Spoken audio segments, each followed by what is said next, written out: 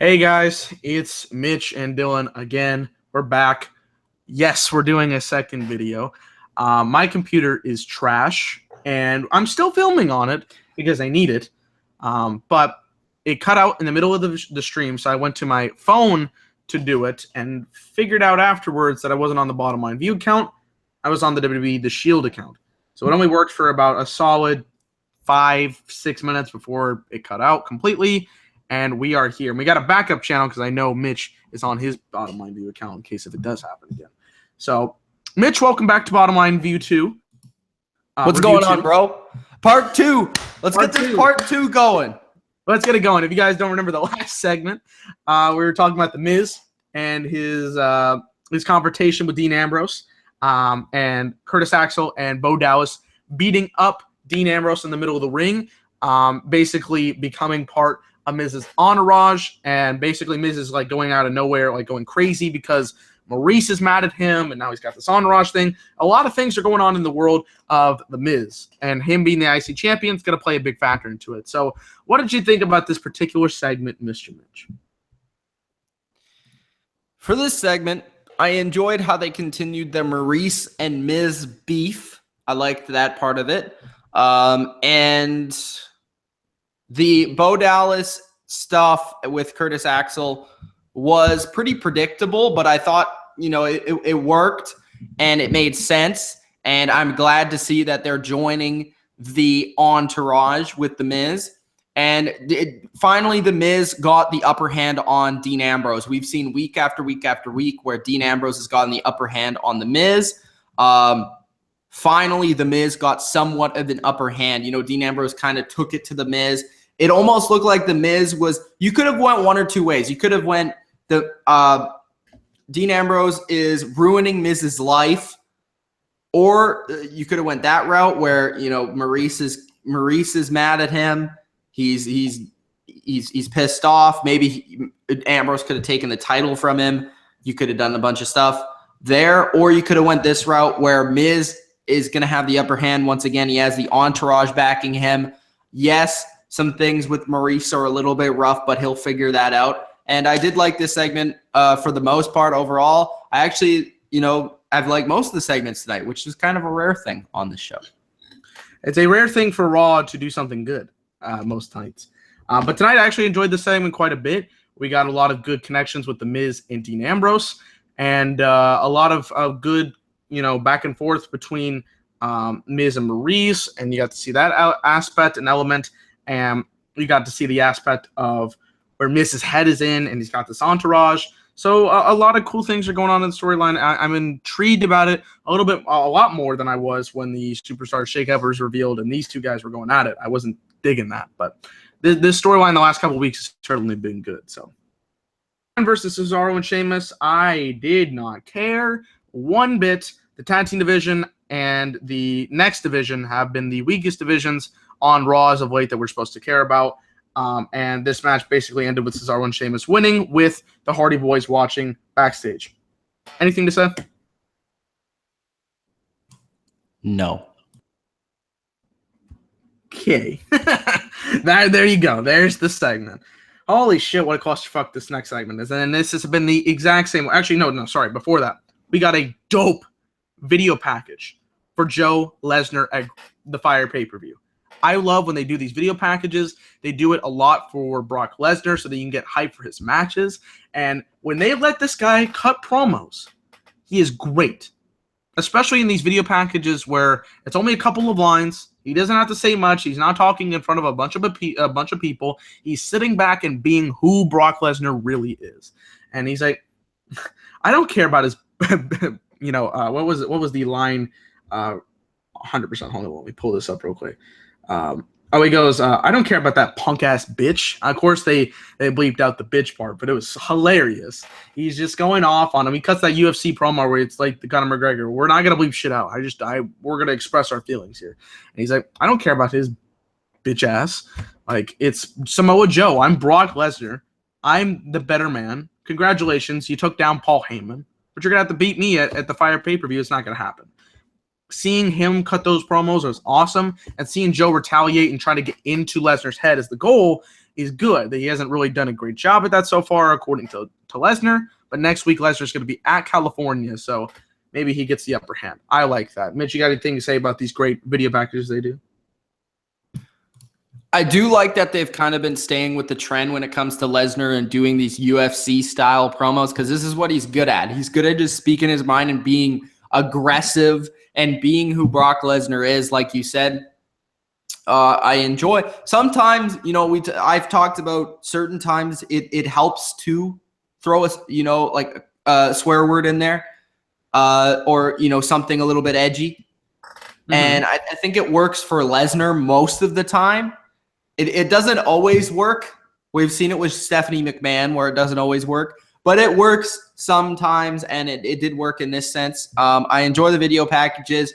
Some of the best things that WWE does on a consistent package is the video package, and or a consistent basis is the video package. I said package twice. What else? Yeah. Yeah.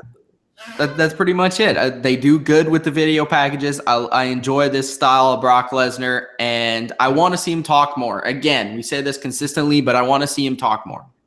We love Heyman, bro. He's great, but we need to see Lesnar talk more. Get into what Lesnar's feeling in his head, because Heyman doesn't know that shit. So I want to see where Lesnar goes. But I thought that was a cool promo video package here. Good stuff. Now we're about to get into the clusterfuck. Nia Jax. Oh, Susie, Sasha Banks is coming ready to get it for a match versus Nia Jax. These women have a match. Nobody really cares, but Emma attacks Miss Alexa Bliss, who is sitting at ringside for commentary. She basically was mad at Alexa Bliss for running out of their 6-woman tag last week. So she comes in. Bliss gets in front of Nia Jax or behind Nia Jax to block her, and she gets thrown into Alexa Bliss gets now put in front of Nia Jax, and Emma tries to go for the kick on Alexa, kicks Nia Jax. It's a DQ. Nia beats the shit out of her. There's a big schmoz. Dana Brooke and Mickie James come out of nowhere because they're in the storyline, but if you didn't watch last week, you're completely confused as to why these two women are in this segment, and they throw everybody out, and Nia gets the hand, and then Bayley comes in out of nowhere, and she wasn't in this at all. At all. She was in a Corey Graves segment last week. So this made no sense. So much crazy shit got in there, and the baby faces stand tall. I thought it was completely fucking ridiculous, and it made no sense. It was a schmoz to end all schmozes. Anything to say on this women's division? It's trash. Sasha Banks means shit all. Nia Jax sucks. Who else was in this segment? Bayley sucks. Oh, God. And I slept right through it. That's how bad it was. He actually did. To be honest with you, man, I had to rewind the segment because I slept right through it, and then I had to rewind through it. So I basically watched it twice without knowing it. It was awful. It was. This is the one segment tonight. And by the way, it might have been rushed for time, considering they were already going to go overtime at this point. It was 9:55 when the segment started my time. But still, not an excuse for how terrible this was. Final segment of the night. This was my favorite part of the show. I love this ending of the show. The title says it all. We're going to find out who Enzo Amore and Big Cass's attackers were. So, Kurt Angle comes out. He says, thank you for the shut up chants and whatnot, but we're ready to get down to business. He says multiple people or someone have been attacking Enzo and Cass from behind, and he will not let Raw devolve into jeopardy. Okay? He's not going to put the safety of the wrestlers in jeopardy. So he calls out Enzo and Cass to the ring. Enzo and Cass cut a little bit of a promo. He's like, we're going to figure out where we want to know. We want to know, Angle. We want to know. So first, the Revival come out. They've been in the conversation for a little bit as to being the attackers. They've been at Raw every single week since this feud started. So I like that. Then the next suspect, the Big Show. The Big Show comes out. Angle first goes to Big Show. He's like, bro, have you had anything to do with these attacks? And Show, he's like, bro, you know me better than that. You know me better than that. Enzo and Cass are both soft, and they should know that Show will come punch them in the mouth if he wants some. And he threatens Cass because Cass is staring. He's like, young boy, you better stay down. You don't want this. I will come in and take you both out for your careers.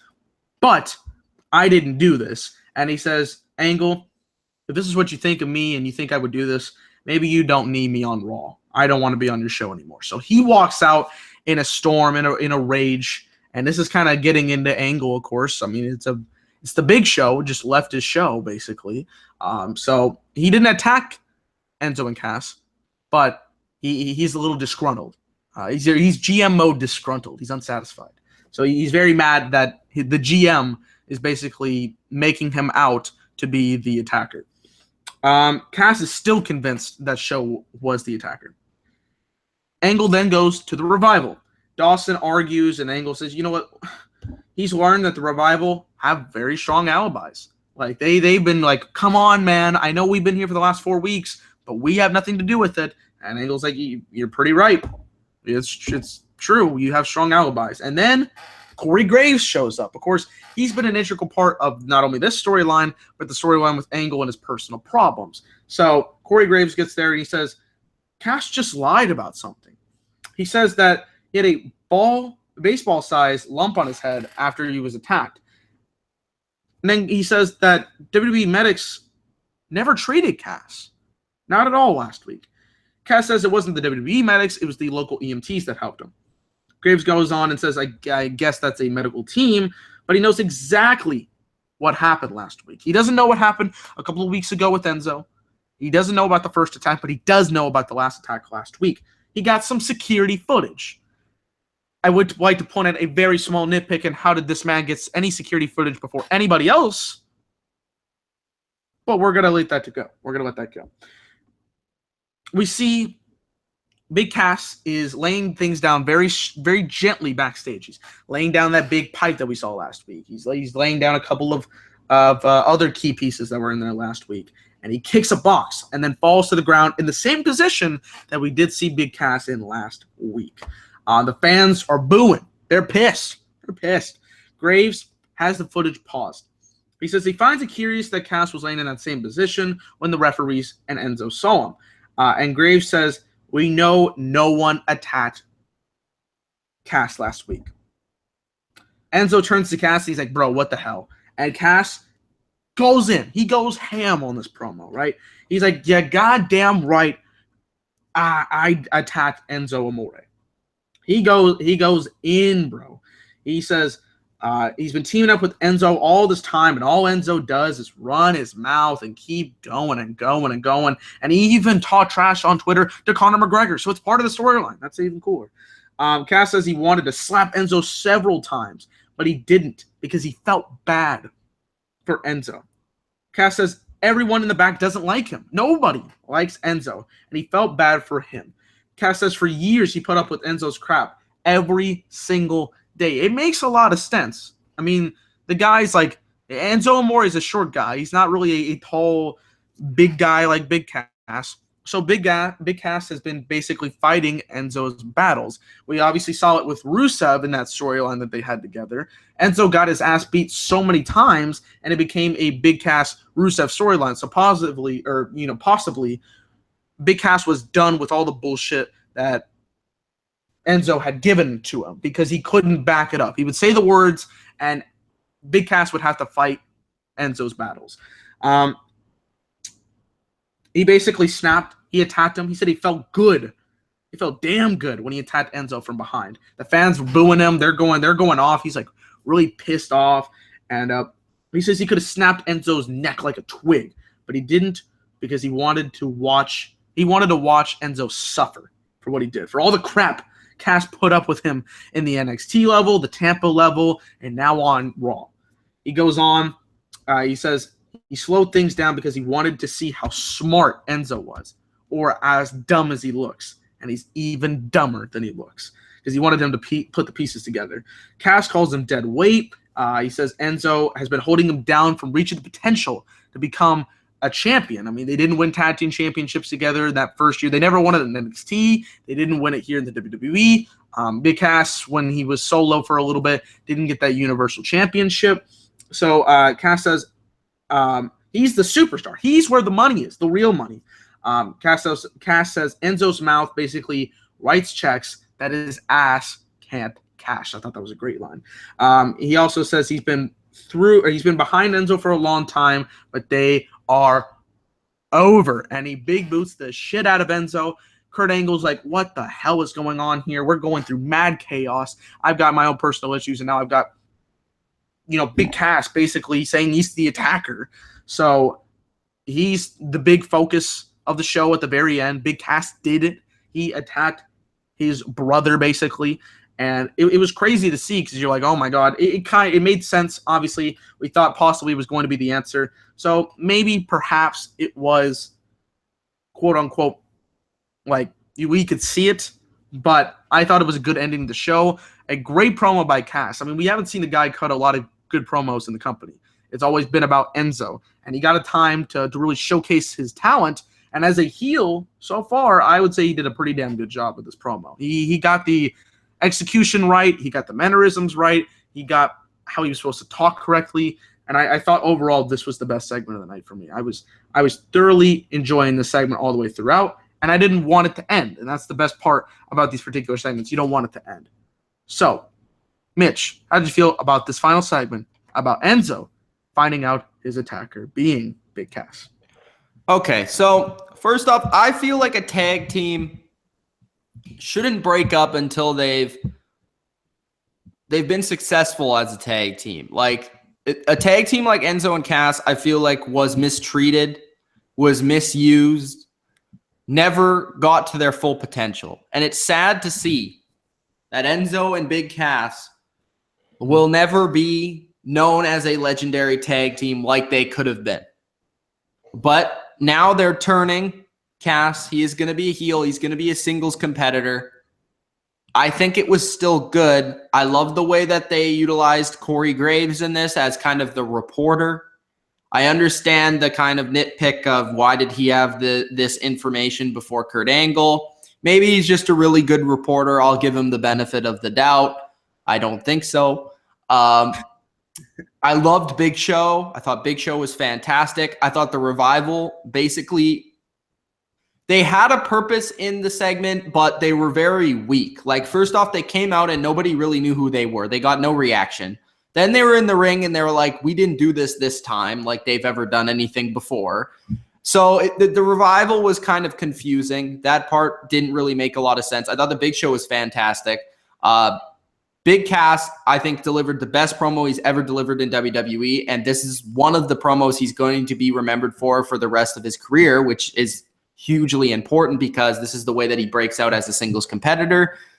And for Enzo, I thought he did a great job selling it, and really sold the emotion of the whole thing, showed that he was confused by it, showed that he didn't understand what was going on. He was trying to talk Cass out of it.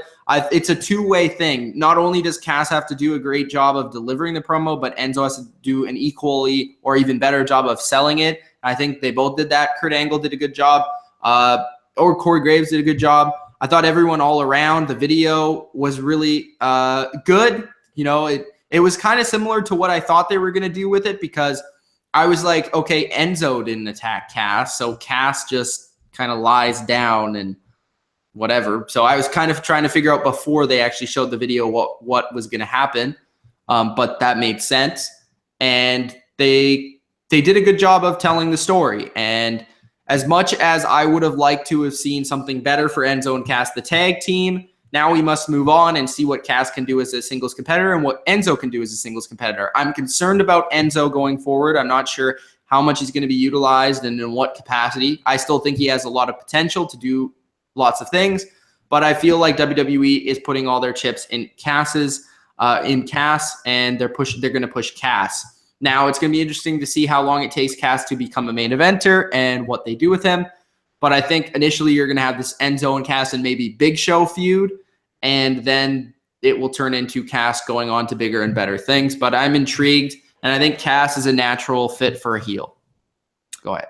Yeah, I think he does a lot better work, or it looks like he's going to do a lot better work as a heel. The face thing wasn't really getting into it, of course, because he was in the background with Enzo, promo worker. And I do agree. I don't exactly know what they're going to do with Enzo. I'm kind of nervous because he is a smaller guy, but obviously he could do a lot of things with the amount of charisma that he has in his promos and getting people over and getting people interested.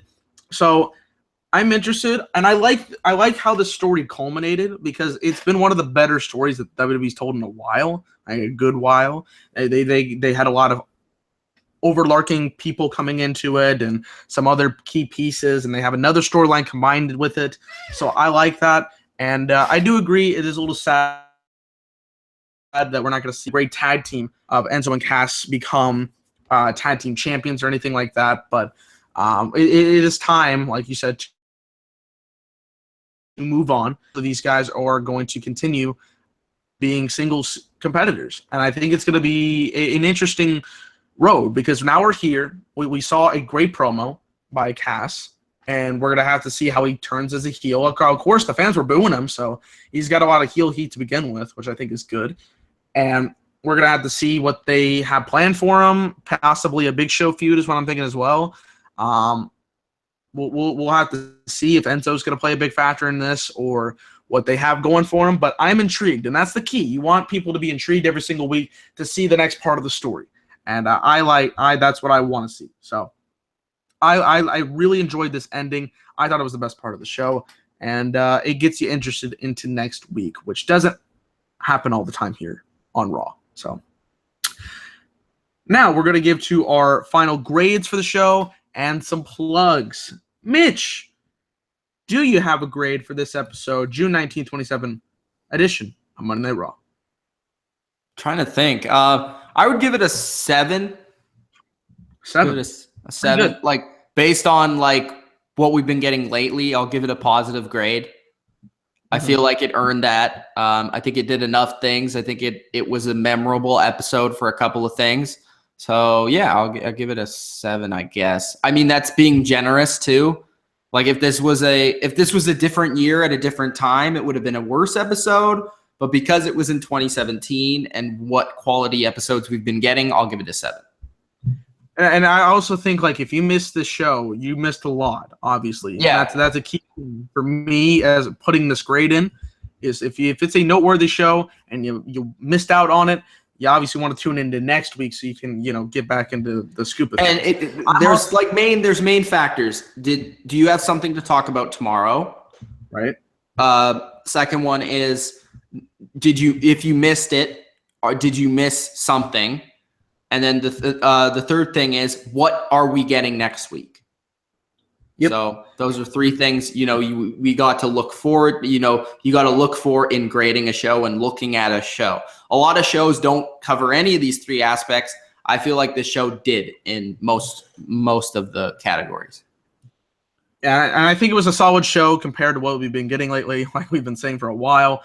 But it got you invested in the storylines that they were given. There was only really 2 things I didn't care about were the Cruiserweight division and the tag team division. I'm not a fan of that, and that women's division was the only thing I really hated tonight. But the rest of the stuff was actually pretty good. I enjoyed it. Some good storylines here with Bray Wyatt and Seth Rollins. The Finn Balor Elias Samson thing intrigues me. The Miz Dean Ambrose feud was pretty good. The Roman Reigns Braun Strowman thing is kicking in, so I like that. And this last segment, it closed the show and it made it memorable. So that's what I liked about that segment. Overall, I'm going to give it a 7 out of 10 as well. So that is it for grades. Mitch, do you want to plug anything for the channel? Anything that's coming up for you, per se? GM mode. This weekend, I'll try and get a new Attitude Era review out, and tomorrow SmackDown review. Those are wrestling things. And for other things, lots of NFL. Expect that. Also, a new NHL video for myself coming out tomorrow. My very own Vegas Golden Knights roster, who I would pick. So those are the things that are coming to the channel. Oh, you forgot something on the hockey thing. We got a Puck It Up podcast to come out very soon. Very soon. I only pimping that out. It has come out today. Oh, it came out today. See, there you go. You can watch that. You can watch that shit right now. Go watch it. So watch the Plug It Up podcast. Watch. There's gonna be a SmackDown review tomorrow. I may or may not be on it. I'm gonna go more likely to may not, but I will be on GM mode later on that night. We'll do it after the review, so stay tuned for that. Thursday, NBA draft live. We're gonna talk about it live. They actually did have a big trade today with the 76ers and the Celtics getting that trade done. So the 76ers will have the number 1 pick, and the Celtics have the number 3 pick, and some other stuff, conditional stuff. So we're going to do live stuff of that. Wednesday will be the release day of the What If Charlotte had never traded Kobe Bryant. I think that's going to be a banger with my boy, 50 Trent, on there as a part of the video. So stay tuned for that. What else do I have planned? I will be at the Fire pay-per-view July 9th. The only reason I'm pimping that out is if my boys from Texas are going to go to the show, see me. I doubt it's going to be, anybody's going to say hi to me. But if you do, you do. I probably won't be on the review. I might do like a live reaction the next night. We'll see. But I will be at the show July 9th. And, I think that's about it. So stay tuned for more content. We're on for more bangers. We're close to 3,000. So if you haven't subscribed to the channel, keep on hitting that subscribe button until your thumb just bleeds or something. And, of course, like the video, comment below your thoughts on the channel, what we can do to improve, more video content that you guys would like to see, because we're all about the fans here on the Bottom Line View. So for Mitch, it's Dylan. Peace out.